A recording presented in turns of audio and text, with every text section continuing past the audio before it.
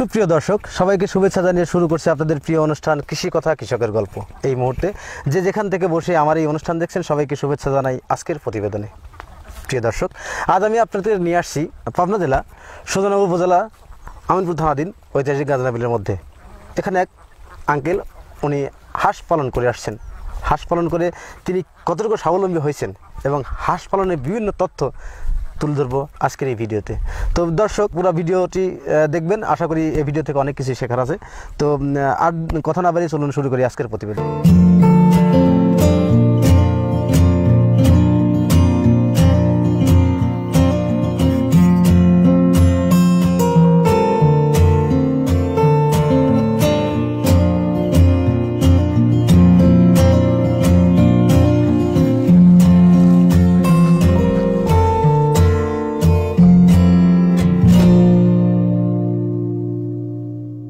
দর্শক, আমার সামনে যিনি দাঁড়িয়ে আছেন এবং পিছনে যে খোলা বিলের মাঝে হাঁসের খামারটি দেখছেন, এই খামারটি তার। আমি তার সাথেই কথা বলবো। আসসালামু আলাইকুম। ওয়ালাইকুম আসসালাম। ভালো আছেন কাকা? হ্যাঁ। আপনার নাম কি? আমার নাম নজরুল। আপনি গ্রামের বাড়ি কোথায়? চরগোবিন্দপুর। আপনি এখন কোথায় দাঁড়িয়ে আছেন? এখন এই মাঠের ভিতর। এই মাঠের নাম কি? এই মাঠের ভিতর নাম হলো বক্সির বিল আর কি। বক্সির বিল। এটা কোন বিলের মধ্যে অবস্থিত? গাজনার বিলের। গাজনা বিলের মধ্যে অবস্থিত। আচ্ছা, আপনার এই যে হাঁস, এখানে কতগুলো হাঁস আছে? 1050 পিস হাঁস আছে। এখন এই হাঁসের বয়স কত? এই বয়স ধরেন যে 1 বছর। 1 বছর আর কি। আপনি ছোট কিনছিলেন না বড় হাঁস কিনছিলেন? বড়টা কিনছি, বাচ্চা কিনা আছে মেশিনই কইছি। মেশিন আর কি। বাচ্চা যে কিনছিলেন, হ্যাঁ। বাচ্চা কয়দিনকার বাচ্চা কিনছিলেন? ও 3 দিনকার বাচ্চা। 3 দিনকার বাচ্চা। কোথা থেকে বাচ্চাগুলো সংগ্রহ করছেন? উল্লাপাড়া বটগাছ থেকে। আচ্ছা, ওখানে কি জাতের বাচ্চা সংগ্রহ করছিলেন আপনি? এই ছোট ছোট বাচ্চা ডিম ফুটি ওরা বেঁচে, আমরা নিয়ে আসি। এই হাঁসের নাম কি? ক্যাম্বেল হাঁস আর কি। আপনি তো ক্যাম্বেল হাঁসের বাচ্চা সংগ্রহ করছিলেন উল্লাপাড়া বটগাছি থেকে, হ্যাঁ, হাঁসারি থেকে। তো ওখান থেকে 1 দিনকার বাচ্চা বা 3 দিনকার বাচ্চা আপনি সংগ্রহ করার পরে এই বাচ্চা একদিনে আনার পর আপনি কি খাবার দিয়েছিলেন হাঁসের? এই ব্রয়লার ফিড, তারপরে পরে হলে গম, তারপরে ধান। হ্যাঁ, ব্রয়লার ফিড আপনি কতদিন দিয়েছিলেন? ব্রয়লার ফিড মাসখানেক চালান। তারপরে গম কতদিন দিয়েছিলেন? গম দিলে মাসখানেক পর। আবার মাসখানেক পর গম কতদিন চালাইছিলেন আপনি? আর মাসখানেক। তারপর থেকে মানে 2 মাস যখন বয়স হয় তখন ধান দেওয়া যায়। তারপর ধান দেওয়া যায়। আচ্ছা, আপনি যে বিলে হাঁস পালন করেছেন, কেন পালন করেছেন? এখন ধান এই জিনিসটা তার বাইত খাওয়া পোষণ যায় না। এই বিলির ভিতর হামুক টামুক খায়, আবি জাবি খায়, ধান খায়, এই জন্য এই জন্য বিলে পালেন আর কি। আপনার এই হাঁসের তো 1 বছর বয়স, হ্যাঁ। এই হাঁসের ডিম আসছিল কয়দিনে? এই হাঁসের ডিম আসে 4 মাসে। 4 মাসে? হ্যাঁ। 4 মাসে কি পরিমাণ খাবার দিলে হাঁসের সম্পূর্ণ মানে ডিম আসে আর কি?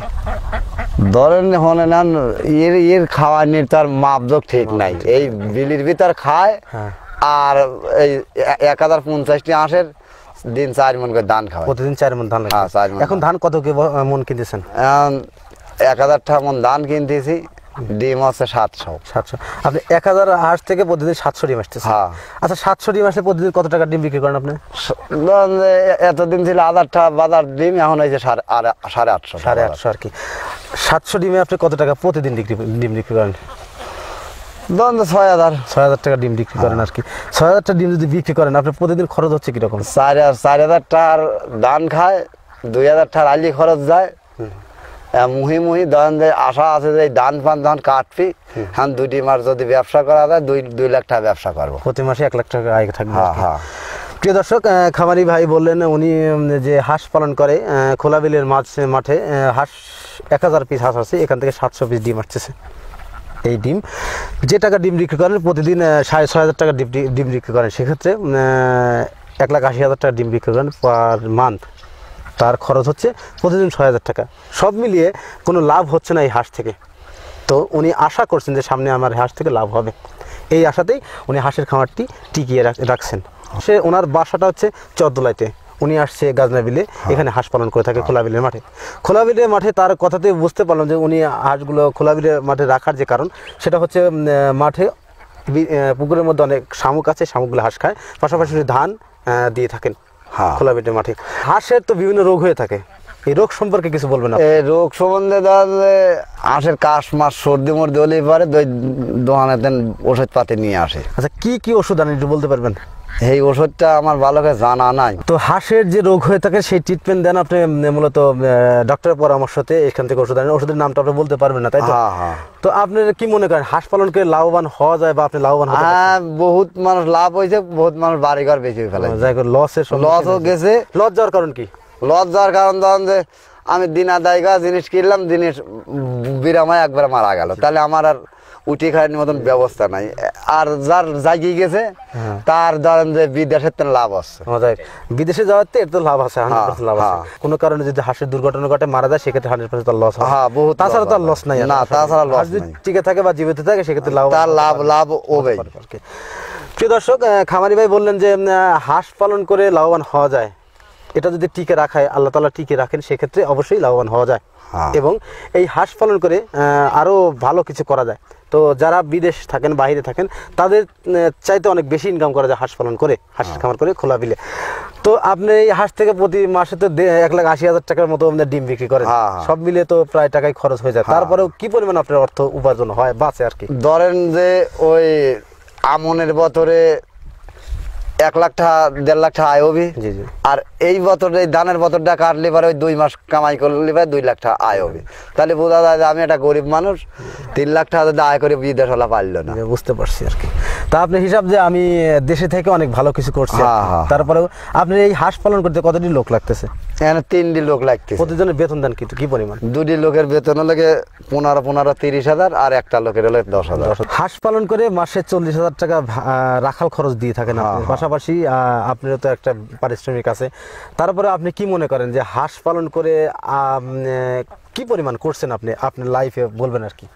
আমার কি এই হাঁস পালন আমার করার পূর্বে আপনি কিসের সাথে জড়িত ছিলেন? এর হাঁস পালন করার আগে আমরা গাড়ির মোস্টেজ বতাম, এখন ধরেন এই হাঁস পালি, বুঝতে পারছি আর কি। হাঁস পালি এখন উন্নতি। যাই হোক অনেক উন্নতি করছেন আর কি। হাঁস পালন করার পূর্বে আপনি গাড়ি রাখতেন, মানে মহিষের গাড়ি টাড়ি বতাম, সেটা বাদ দিয়ে এখন। আচ্ছা, এই যে হাঁসের খামারে আসলেন কার পরামর্শে আপনি হাঁসের খামারে আসলেন?